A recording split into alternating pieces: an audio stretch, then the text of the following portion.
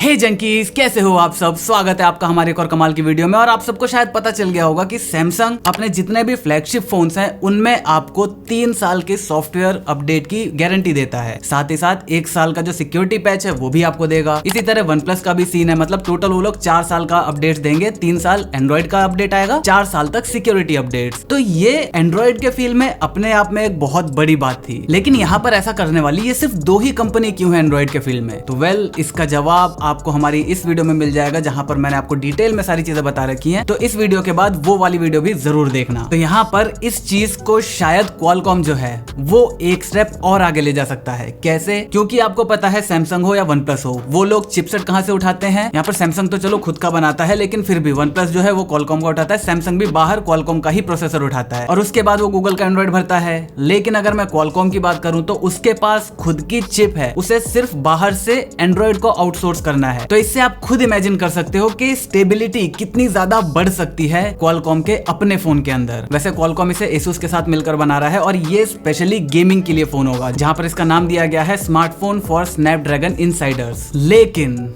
इस चीज में और ज्यादा इंटरेस्ट पैदा करता है गूगल पिक्सल 6 और उसकी जो लीक्स निकल कर आ रही हैं। अगर आपने हमारी ये वीडियो नहीं देखी है तो पहले वो वाली वीडियो देख लो। मैंने वो इसीलिए बनाई थी ताकि ये वाली वीडियो बहुत ज्यादा लंबी ना हो जाए। तो दोनों वीडियो जो मैंने आपको बताई उन सब की लिंक आपको नीचे डिस्क्रिप्शन में मिल जाएगी। तो गूगल पिक्सल 6 में जो र्यूमर निकल कर आ रहा है, सबसे एक्साइटिंग चीज जो निकल कर आ रही है वो है खुद का हार्डवेयर बनाएगा, वो खुद की चिपसेट बनाएगा। साथ ही साथ वो आपको देगा 5 साल तक का एंड्रॉइड अपडेट। मतलब एंड्रॉइड 12 के साथ वो लॉन्च होगा और एंड्रॉइड 17 तक उसको अपडेट्स मिलते रहेंगे। तो ये एंड्रॉइड के फील्ड में एक ऑलमोस्ट ग्राउंड ब्रेकिंग बात है। और आज की वीडियो में देखेंगे कि क्यों मैं इतना ज्यादा एक्साइटेड हूँ, क्या होने वाला है, और गूगल के इस स्टेप से अगर ये चीज सच होती है तो कैसे एंड्रॉइड मार्केट पूरा का पूरा चेंज हो सकता है और उसमें सबसे बड़ा फायदा हम कंज्यूमर्स का होगा। तो चलिए जल्दी से वीडियो को शुरू करते हैं। यहाँ पर अगर मैं गूगल की चिप की बात करूँ तो उसका नाम है गूगल सिलिकॉन 101 या फिर GS101, या फिर इसका जो कोड नेम दिया गया है वो दिया गया है व्हाइट चैपल। अब यहाँ पर जैसे ही आप ये सुनते हो कि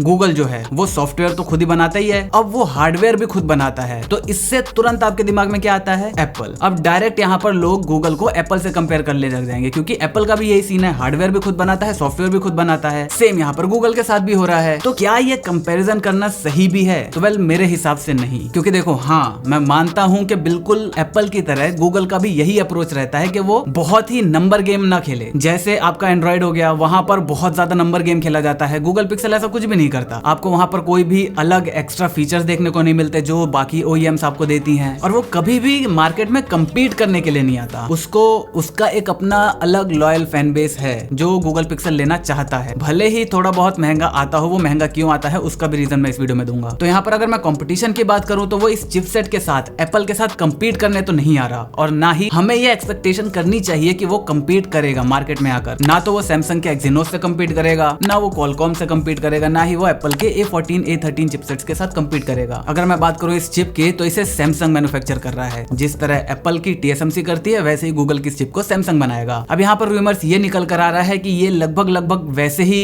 आर्किटेक्चर, वैसे ही डिजाइन पर बनाया जा रहा है जिस पर एक्सिनोस 2200 बन रहा है। हालांकि इसकी परफॉर्मेंस 2200 जैसी नहीं होगी, लेकिन अंदाजा यही लगाया जा रहा है कि गूगल जो है वो सैमसंग से सिर्फ मैन्युफैक्चरिंग में हेल्प नहीं ले रहा, बल्कि थोड़ी बहुत डिजाइन और थोड़ी बहुत इधर उधर की काम में भी हेल्प ले रहा है। तो इसी वजह से व्हाइट चैपल जो है वो कहीं ना कहीं आपके एक्सिनोस के जैसा ही कुछ होने वाला है। अब यहाँ पर बात कर लेते हैं उन पॉइंटर्स की जिनकी वजह से मैं बहुत ज्यादा एक्साइटेड हूँ। तो नंबर 1 वही जो आपको 5 साल का अपडेट देखने को मिलेगा। अब इससे एंड्रॉइड मार्केट में क्या होगा? अब देखो, अगर गूगल की ये बात सही होती है तो इससे दूसरी कंपनीज जो हैं उन पर दबाव बढ़ना शुरू हो जाएगा, क्योंकि एक कंपनी आपको कुछ ऐसा दे रही है जो कि एक बहुत इंपॉर्टेंट चीज है। अब तो बहुत सारे लोगों को इस चीज से फर्क पड़ता है कि उनके फोन में कौन सा सॉफ्टवेयर चल रहा है। UI में भले ही वो लोग चेंज करते रहे, लेकिन उन्हें इनसे भी फर्क पड़ेगा कि यार एंड्रॉइड के अपडेट्स मिलते रहने चाहिए, क्योंकि अब वो टाइम गया जब लोग इतना ज्यादा केयर नहीं करते थे, लेकिन अब उन्हें एंड्रॉइड वर्जन से फर्क पड़ता है। तो यहाँ पर वैसे आप कमेंट करके बताओ, आपको फर्क पड़ता है कि नहीं? आपको एंड्रॉइड अपडेट मिले ना मिले, इससे आपको फर्क पड़ेगा? खैर, गूगल के इस स्टेप के बाद आपको मे भी सैमसंग की तरफ से और भी ज्यादा, या OnePlus की तरफ से और भी ज्यादा पुश देखने को मिले कि वो 3 साल का जो उन्होंने वो दिया है, जो प्रॉमिस करा है, उसको मे भी वो लोग 4 साल तक भी बढ़ा सकते हैं। दूसरे अगर मैं रीजन की बात करूं तो वो है हमारी फ्यूचर की चिप। ये एक फ्यूचर रेडी चिप होने वाली है। कैसे? देखो, अगर मैं बात करूं आपके स्नैपड्रैगन 888 प्लस की, उसमें क्या चेंज करा गया है? AI परफॉर्मेंस, AI कोर्स के अंदर 20% का इंप्रूवमेंट करा गया। यहाँ पर मीडियाटेक की बात करूं तो वहां पर आपको ओपन रिसोर्स आर्किटेक्चर देखने को मिलता मिलता है जहां पर आप AI को, चाहे CPU को, GPU को, जिसको चाहो उसको अपने हिसाब से मैनिपुलेट कर सकते हो। तो अभी का जो मार्केट है, जिस टेक्नोलॉजी पे हम पहुंच चुके हैं, वहां पर CPU और GPU जो हो गया वो आपका ऑलमोस्ट काफी हद तक आगे तक पहुंच चुका है। CPU आपके 3 गीगाहर्ट्ज तक चले जाते हैं। एक ऐसे डिवाइस में जो बैटरी पर चलता है उसमें 3 गीगाहर्ट्ज एक बहुत बड़ी बात होती है। तो यहाँ पर CPU और GPU अपना काफी अच्छे से पहुंच चुके हैं। सॉफ्टवेयर को उनके हिसाब से ऑप्टिमाइज करना है, उनकी पावर पूरी बरकरार है, सॉफ्टवेयर उसका इस्तेमाल नहीं कर पाते। यहाँ पर अब जो फ्यूचर होगा उसमें सबसे ज्यादा ध्यान दिया जाएगा AI पर, और इसी चीज को ध्यान में रखते हुए गूगल ने जो व्हाइट चैपल चिप बनवा रहे हैं सैमसंग से, उसमें आपको AI परफॉर्मेंस में बहुत बड़ा अंतर देखने को मिलेगा उसकी जो प्रीवियस जनरेशन है उससे। यहाँ पर AI का इस्तेमाल सबसे ज्यादा अपने गूगल असिस्टेंट को और भी ज्यादा स्मार्ट बनाने के लिए करा जाएगा। उसका जो फोटोग्राफी है वो आपको इतनी कमाल की मिलती है। क्यों? क्योंकि उसमें पोस्ट प्रोसेसिंग बहुत ही ज्यादा खतरनाक होती है। अगर कोई दूसरा आप फोन लेते हो उसमें भी अगर आप गूगल कैमरा से यूज करते हो ना फोटोज को, तो गूगल कैमरा से आपको ज्यादा अच्छी फोटो देखने को मिलती है इन कंपैरिजन टू आपका जो नॉर्मल स्टॉक कैमरा ऐप होता है उसी फोन का। तो यहाँ पर जो एल्गोरिदम है, जो पोस्ट प्रोसेसिंग करी जाती है, वो गूगल कैमरा में बहुत खतरनाक है, और उसमें AI और भी तगड़ी एनहेंसमेंट कर देगा। और साथ ही साथ अगर मैं बात करूं पिक्सल की, तो उससे हमें डायरेक्ट फोटोग्राफी समझ में आती है कि पिक्सल है मेरे पास तो फोटोज बहुत कमाल की आएंगी, लेकिन वीडियोग्राफी में वो इतना अच्छा नहीं है। तो AI कोर्स की मदद से, इंटेलिजेंट कोर्स की मदद से मे बी जो एल्गोरिदम वो फोटोग्राफी में यूज करते हैं उसी को और अच्छे से वो लोग वीडियोग्राफी में भी यूज कर सकते हैं। और फाइनली हमारा जो गूगल पिक्सल है वो दोनों डिपार्टमेंट में सबसे टॉप पर आ जाएगा। अब हाँ, आपको शायद ये बात पता ना हो कि गूगल पिक्सल जो है वो भले ही क्वालकॉम से स्नैपड्रैगन के प्रोसेसर लेता था, लेकिन उसमें वो अपने AI कोर्स भी डालता था जिसे वो न्यूरल कोर भी कहता था। लेकिन बात सिर्फ इतनी थी कि वो CPU से अलग रहता था। CPU एक यूनिट है, एक उसका खुद का जो न्यूरल इंजन है वो। इन दोनों में जो कम्युनिकेशन है वो इतनी अच्छे से नहीं हो पाती थी, लेकिन व्हाइट चैपल के अंदर जो SoC है उसी के अंदर जो AI कोर्स है वो लगाए जाएंगे, तो इससे कम्युनिकेशन बहुत ही स्मूथ और बहुत ही खतरनाक हो जाएगी और आपको परफॉर्मेंस बहुत अच्छी देखने को मिलेगी। यहाँ पर तीसरे रीजन की अगर मैं बात करूँ तो वो है कॉस्ट। अगर आप मान लो स्नैपड्रैगन से 888 लेने जाते हो, मान लो कि उसे बनाने में 100 रुपए का पैसा लगता है स्नैपड्रैगन को, तो उन 100 रुपए में क्या क्या प्राइसेस इंक्लूड होंगी? उनकी R&D के जो प्राइस है वो, उनकी जो मैन्युफैक्चरिंग कॉस्ट लगी है वो,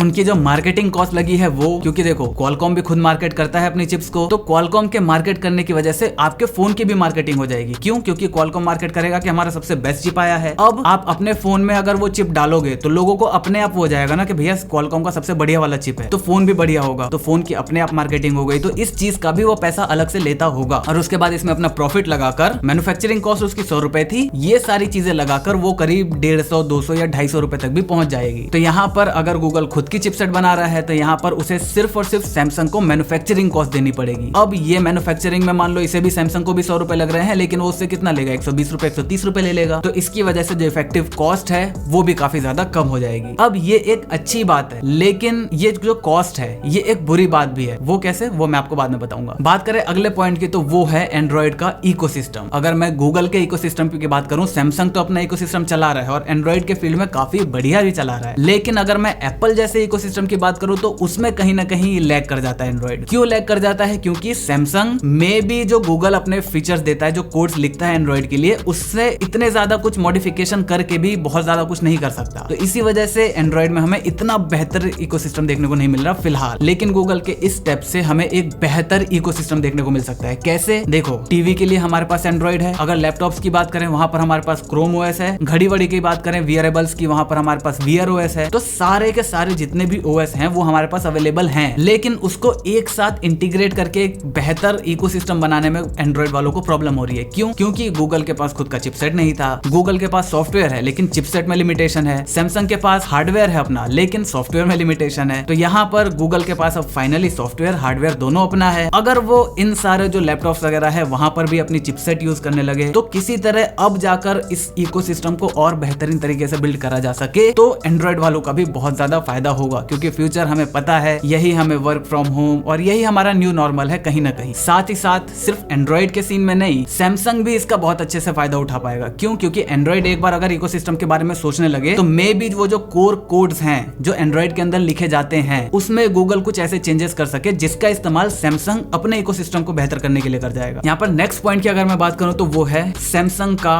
प्रॉफिट बहुत बड़ा। कैसे? देखो, गूगल जो है वो सिर्फ सैमसंग से मैन्युफैक्चरिंग नहीं करवा रहा, उससे थोड़ी बहुत R&D की भी वो ले रहा है, मतलब थोड़ी बहुत गाइडेंस तो ले रहा है सैमसंग से। तो यहाँ पर पॉसिबिलिटी ये है कि सैमसंग के एक्सिनोस के चिप क्वालकॉम से भी आगे निकल जाए फ्यूचर में। कैसे? गूगल का जो व्हाइट चैपल चैपल चिप है वो एक्सिनोस के ऊपर बेस्ड है, ना कि क्वालकॉम के ऊपर। एक्सिनोस से मिलता जुलता कुछ वैसा बनेगा। तो अब गूगल के पास जब जैसी चिप आएगी वो उसी के हिसाब से कोड्स लिखेगा, उसी को ज्यादा ऑप्टिमाइज करने की कोशिश करेगा। तो अल्टीमेटली जो एंड्रॉइड का वर्जन नेक्स्ट वाला निकल कर आएगा वो एक्सिनोस के लिए भी ज्यादा ऑप्टिमाइज रहेगा। अभी जो क्वालकॉम के लिए ज्यादा ऑप्टिमाइज रहता है, बाद में वो एक्सिनोस के लिए ज्यादा ऑप्टिमाइज रहेगा पहले से ही। और सैमसंग जब इसमें अपनी ऑप्टिमाइजेशन करेगा तो ओवरऑल सैमसंग का एक्सिनोस का फोन बहुत अच्छा हो सकता है क्वालकॉम के मुकाबले। इससे क्वालकॉम पर दबाव पड़ेगा। क्वालकॉम देखो जब भी यहाँ पे कंपटीशन देखने को मिलता है, अभी क्वालकॉम राजा चल रहा है, उसमें ना तो मीडियाटेक इतना वो टक्कर दे पा रही है, ना ही आपकी सैमसंग। मैं प्योर परफॉर्मेंस की बात कर रहा हूँ। तो यहाँ पर जब कंपटीशन बढ़ेगा तो क्वालकॉम पर दबाव पड़ेगा, क्वालकॉम पर दबाव पड़ेगा तो वो मे भी अपने प्राइसेस कम करेगा। प्राइसेस कम करने से ओवरऑल जो फोन के प्राइसेस है, जो फ्लैगशिप फोन आपको देखने को मिलते हैं, उनकी प्राइसेस में हमें थोड़ा बहुत गिरावट देखने को मिल सकता है। और सिर्फ कॉस्ट में ही नहीं बल्कि सॉफ्टवेयर ऑप्टिमाइजेशन में भी हमें फर्क देखने को मिलेगा, क्योंकि सैमसंग के फोन ज्यादा अच्छे चलने लगेंगे, भले ही लो एंड वाले भी हों वो भी ज्यादा अच्छे चलने लगेंगे, क्योंकि सैमसंग उसमें एक्सिनोस देने लग जाएगा। तो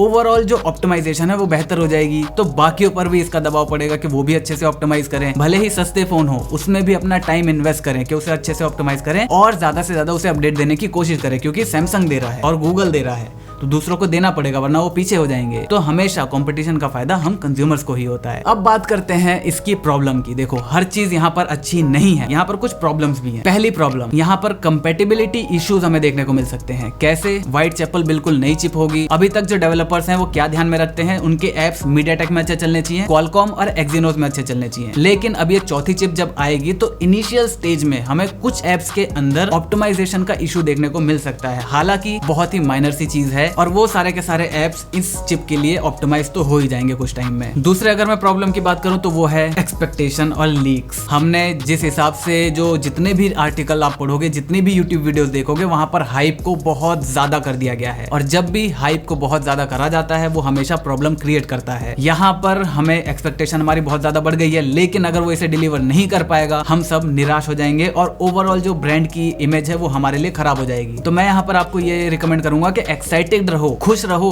कि हाँ कुछ इंटरेस्टिंग आने वाला है, लेकिन कोई होप रख के मत रखो, यहाँ पर ये टोटल फेलियर भी हो सकता है। तीसरे रीजन की बात करूं तो वो है हार्डवेयर इशू। गूगल पिक्सल का हमेशा से एक इशू रहा है हार्डवेयर का। उनकी बिल्ड क्वालिटी ले लो, बाकी फोन के मुकाबले जो उनका दाम होता है उसके हिसाब से बिल्ड क्वालिटी उनकी ऐसी नहीं होती। नंबर 2, आप उसका कैमरा ले लो। बहुत सारे लोगों के अंदर गूगल पिक्सल 2 जब आया था उसमें कैमरा का इशू देखने को मिला था। इवन मेरा फ्रेंड है उसमें भी जो फोकसिंग था वो नहीं हो रहा था। हमने सोचा पहले कि सॉफ्टवेयर का कोई इशू है, लेकिन सॉफ्टवेयर अपडेट्स आने के बाद भी आज तक उस फोन में ऑटो फोकसिंग का इशू है और वो हार्डवेयर लेवल पर था। तो ऐसे ही बहुत सारे फोरम्स पर भी रिपोर्ट करे गए थे इशू। तो हार्डवेयर के मामले में कहीं ना कहीं गूगल पिक्सल पीछे रह जाता है। उम्मीद ये करनी है कि इस बार भी ऐसा ना हो, वो अपने क्वालिटी पर कंट्रोल करे, सिर्फ सॉफ्टवेयर नहीं बल्कि हार्डवेयर पे भी थोड़ा सा ध्यान दे, उसको कंट्रोल करके बढ़िया एक पैकेज बना के दे हमें। यहाँ पर नेक्स्ट प्रॉब्लम की बात करूं वो है परफॉर्मेंस। यहाँ पर जैसा ही हमने सारा कुछ बताया, आप सोच रहे होंगे कि इसकी परफॉर्मेंस बहुत ज्यादा तगड़ी होने वाली है। नहीं, मैंने ये बताया आपको कि ये एक्सिनोस 2200 के ऊपर बेस्ड है। तो क्या इसका ये मतलब है कि वो 2200 जैसी परफॉर्मेंस आपको देगा? नहीं, वो उस पर बेस्ड है, परफॉर्मेंस उसकी कम ही रहेगी। अभी तक की जो रिपोर्ट्स निकल कर आ रही है उसमें यह है कि 888 के जैसी नहीं रहेगी, 865, 870 जैसी रहेगी उसकी परफॉर्मेंस। तो यहाँ पर आपको ये बात ध्यान रखनी होगी कि आपको बहुत ही तगड़ी फ्लैगशिप लेवल की परफॉर्मेंस नहीं मिलेगी। अभी स्नैपड्रैगन का अगला प्रोसेसर आ जाएगा, A15 आ जाएगा, वो इस व्हाइट चैपल से बहुत ज्यादा आगे चले जाएंगे। हाँ, मैं बात करूं अगर जीपीयू के तो उसमें ये काफी हद तक 888 को टक्कर दे देगा, क्योंकि इसमें लगा हुआ है माली G78 जीपीयू। यहाँ पर अगर मैं लास्ट प्रॉब्लम की बात करूं तो वो है इसकी कॉस्ट। देखो पिक्सल जो है वो बहुत ज्यादा नंबर ऑफ यूनिट्स नहीं बनाता, वो कभी भी बहुत मास प्रोडक्शन में अपनी सेल्स नहीं करता, उसकी सेल्स फिगर आप देखोगे बहुत ज्यादा नहीं है। यहाँ पर यही चीज इसकी प्रॉब्लम है। मैंने आपको पहले ही बता रखा है कि जो चीज जितनी ज्यादा क्वांटिटी में प्रोड्यूस होगी उसकी पर यूनिट कॉस्ट उतनी ही कम पड़ जाएगी। तो इसी वजह से गूगल पिक्सल, क्योंकि वो कम प्रोडक्शन कर रहा है, नंबर ऑफ उसके जो फोन्स हैं वो कम है, इसी वजह से जो ओवरऑल मैन्युफैक्चरिंग कॉस्ट है वो बढ़ जाती है। इसी वजह से जो आपका फाइनल पिक्सल फोन्स के जो प्राइसेस है वो आपको बढ़े हुए देखने को मिलते हैं। वरना जो 4A है वो 30,000 का आपको बिल्कुल भी नहीं मिलता, वो करीब करीब आपका 25,000 के आसपास उसकी वैल्यू बिल्कुल जस्टिफाइबल है। लेकिन क्योंकि वो बहुत ज्यादा क्वांटिटी में नहीं बनाए जाते, इसी वजह से उसकी प्राइस बढ़ जाती है। तो यहाँ पर पिक्सल 6 के साथ भी हमें यही हम एक्सपेक्ट करेंगे कि जो हमें प्राइस मिलेगी उसके हिसाब से वैल्यू नहीं मिलेगी, क्योंकि नंबर ऑफ डिवाइसेस कम है। अब यहाँ पर हम गूगल पिक्सल 6 से भी यही उम्मीद कर सकते हैं। तो बस मुझे उम्मीद है आपको ये सारे पॉइंट्स क्लियर हो गए होंगे। अगर आपको वीडियो पसंद आती है वीडियो को लाइक कर देना, चैनल पर नए चैनल को सब्सक्राइब कर देना, क्योंकि हम ऐसे ही ज्ञान बांटते रहते हैं। मैं मिलता हूँ आपसे अगली वीडियो में, तब तक जय हिंद, वंदे मातरम।